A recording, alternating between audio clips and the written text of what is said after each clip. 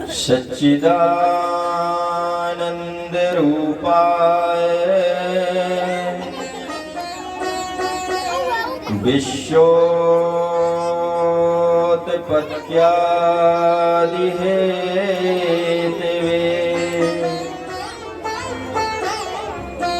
तापत्रय विनाशाय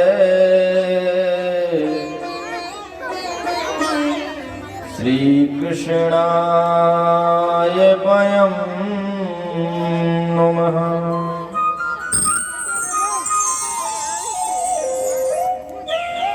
सर्वप्रथम श्रीमद् भागवत कथा में आता है कि भगवान कैसे हैं, उनका स्वरूप कैसा है।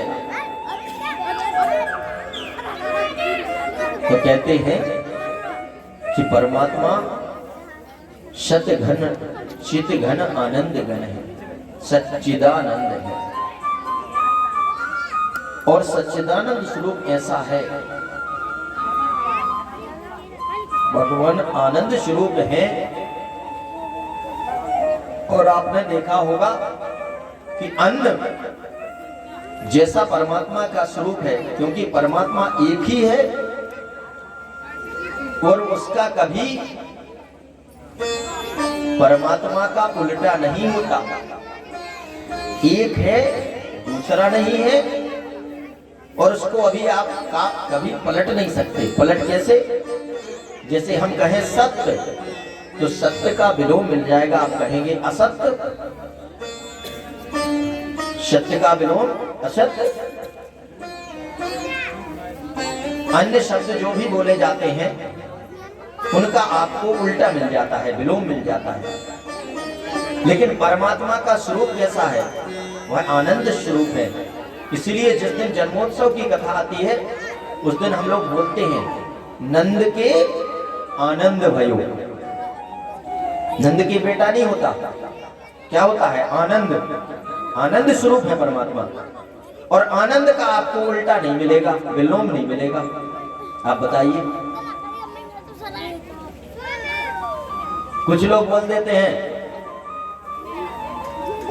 निरानंद, तो निर तो अलग से जोड़ रहे ना। निजानंद निरानंद, तो निरानंद यदि कहें हम तो निरानंद नहीं है। जैसे सत्य का असत्य हो रहा, ऐसे आनंद का निरानंद नहीं है। आनंद का आपको उल्टा नहीं मिलने वाला कुछ, बाकी में तो मिल जाएगा सब जगह। इसलिए जो वास्तव में परमात्मा को समझ जाएगा तो वो आनंद स्वरूप है, आनंद के सागर हैं। उसके जीवन में आनंद ही आनंद है। जिसके लिए लोग रात दिन परेशान हैं वो स्वतः प्राप्त हो जाएगा। क्यों? क्योंकि जिसके पास परम आनंद है, इसलिए परमात्मा को हम एक नाम परमानंद भी कहते हैं। तो यदि परम आनंद चाहिए तो परमानंद के पास जाइए। सच्चिद आनंद चाहिए तो सच्चिदानंद के पास जाइए। जीवन में आनंद चाहिए, सुख चाहिए, शांति चाहिए, तो आपको परमात्मा की ही शरण में जाना पड़ेगा। तो परमात्मा का स्वरूप सतगण है, आनंद गण है, चितगण है, जो सदा से हैं, थे, हैं और रहेंगे। ऐसा जिनका स्वरूप है और जिनका स्मरण करने से लाभ क्या होता है? तापत्रय विनाशाय। तीनों तापों का जो शमन कर देते हैं। तीन प्रकार के ताप होते हैं, दैहिक, दैविक, भौतिक। तीन प्रकार के ताप होते हैं। एक ताप शरीर में जो हो जाता है दैहिक ताप कहलाते हैं। कुछ आपदाएं जो अनायास, जैसे अभी कुछ समय पहले बीमारी आ गई या अचानक कोई बाढ़ इत्यादि हो गया, सूखा हो गया, दैवीय प्रकोप द्वारा तूफान आ गया, दैविक। अन्य भौतिक जो अन्यत्र संसाधनों के माध्यम से हो जाते हैं। तो तीन ताप व्यक्ति के जीवन में आते हैं और इन तीनों तापों का शमन करते हैं। ऐसे हमारे प्यारे बाकी बिहारी है, वो सच्चिदानंद स्वरूप है। तीनों तापों का समन होता है, क्योंकि जैसा लोगों का मानना कि भागवत सुनने से मोक्ष प्राप्त होगा, ठीक है, लेकिन मोक्ष का विषय ऐसा है कि महाराज जो वहां गया है वो लौट के तो आया नहीं। अब क्या पता कि होता है या नहीं होता, ये तो अप्रत्याशित है। भाई जितने लोग मरे हैं आज तक, वो भले ही पापी से पापी क्यों ना मरा हो, लेकिन उसके नाम के आगे भी लोग लिखते हैं स्वर्गीय। आज तक किसी के नाम के आगे नरकीय नहीं लिखा किसी ने, कि लिखते हैं स्वर्गवासी फला फला, नरकवासी नहीं लिखते हैं। लिखे क्या कभी? कभी नहीं लिखा। कितना भी पापी व्यक्ति मरा हो, लोग जानते हैं कि भाई तो मर के इसको नरक ही मिलेगा, फिर भी उसके नाम के आगे 13वीं का कार्ड छपेगा तो स्वर्गवासी फला फला। तो वो परोक्ष विषय है, वो कब होगा? तो महाराज प्रत्यक्ष लाभ क्या होगा भागवत सुनने का? तो वो प्रत्यक्ष लाभ जो तुरंत दिखना है, वो इन तापत्रय तीनों तापों का शमन आपके जीवन में होने लगेगा। ये आपको यही दिखेगा, सामने दिखेगा, जीवन में दिखेगा। ये मृत्यु के बाद वाला जो होता है वो अलग है, लेकिन ये आज दिखेगा, इसीलिए इसको समझने की जरूरत है। तो ऐसे जो तीनों तापों का समन करते हैं, ऐसे श्री कृष्ण भगवान के चरणों में हम बार बार वंदन प्रणाम करते हैं, नमस्कार करते हैं। तो महाराज ये पावन कथा जहां भी प्रारंभ होती है, वह क्षेत्र नैमिषारण्य बन जाता है, क्योंकि नैमिषारण्य ऐसा क्षेत्र है जहां पर सदा कथा चलती रहती है, भगवान का गुणगान चलता रहता है। आज महुआ बांध का ये टोरिया वाले बाबा जी का प्रांगण भी नैमिषारण्य बन गया है। तो नैमिषारण्य में 88,000 ऋषियों के मध्य में बैठ करके शौनक जी महाराज हैं जो प्रधान श्रोता बने हैं।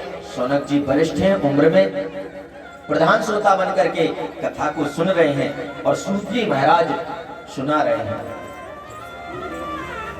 तो अब प्रधान श्रोता हैं, उम्र में बड़े हैं, लेकिन विशेषता देखिए आप, उम्र में बड़े होने के बाद भी शौनक जी महाराज, सूत जी महाराज उम्र में छोटे हैं, लेकिन अनभिज्ञ होकर के कथा का श्रवण करते हैं।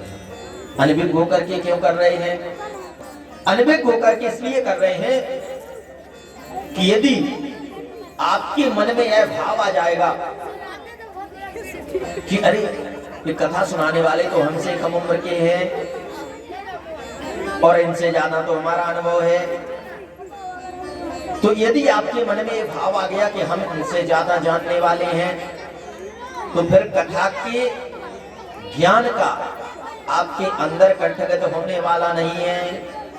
क्यों? क्योंकि मन के अंदर भाव दूसरा पहुंच गया, तो फिर वो जो बात कही जाएगी वो उस भाव से आप नहीं सुन पाएंगे। इसलिए अंदर से खाली होकर के बैठे हुए हैं शौनक जी महाराज। पहले से भर के लाएंगे हम कुछ, कैसे अंदर भर पाएंगे? तो पूर्ण रूप से विरक्त भाव से बैठ के और प्रश्न करते हैं। और कथामृत रसस्वाद कुशला, कथामृत के रस स्वाद में कुशल है। ऐसे ही एक बहुत अच्छे श्रोता है, कौन? अनंत बलवंत हनुमंत लाल जी महाराज, वो भी ऐसे हैं। समय आने पर वो वक्ता बन जाते हैं, और जहां कथा सुनने को मिलती है तो श्रोता। कुछ लोगों के मन में प्रश्न आने लगता, महाराज जी हमने तो कभी नहीं सुना कि हनुमान जी कथा भी सुनाते हैं।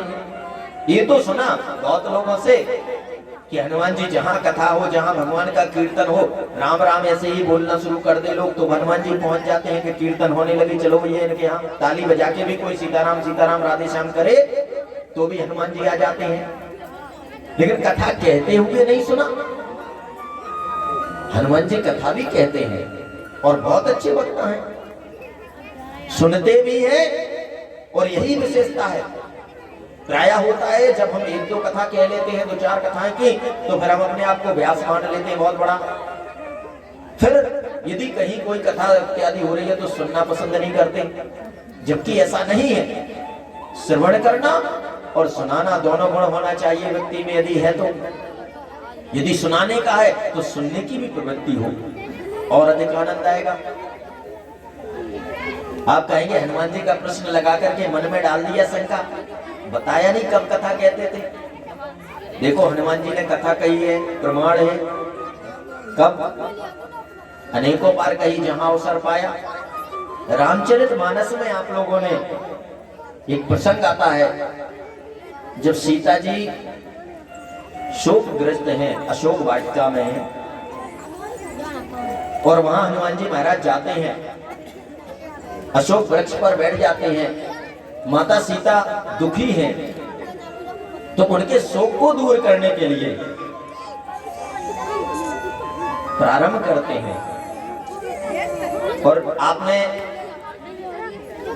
टीवी के माध्यम से जो सीरियल देखा उसमें आपने देखा होगा, बहुत सुंदर भजन गाते हैं कि राम कहानी सुनो रे राम कहानी, राम कहानी सुनो रे राम कहानी, कह के सुनते आवे,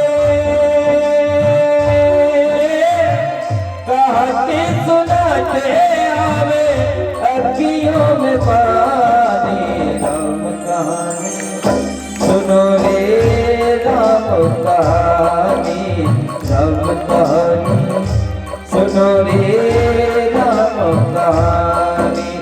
श्री राम जय राम जय जय राम, श्री राम जय राम जय जय राम, श्री राम जय राम जय जय राम, श्री राम जय राम जय जय राम।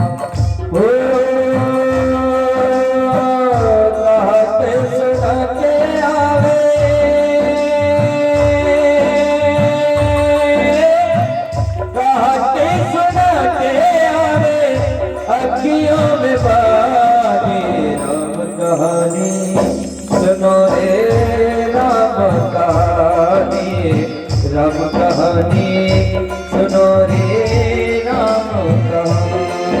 दशरथ के राज दुलारे, कौशल्या की आँख के तारे, सूर्य वंश के सूरज, मेघ कुल के उजियारे, राजीव नयने बोले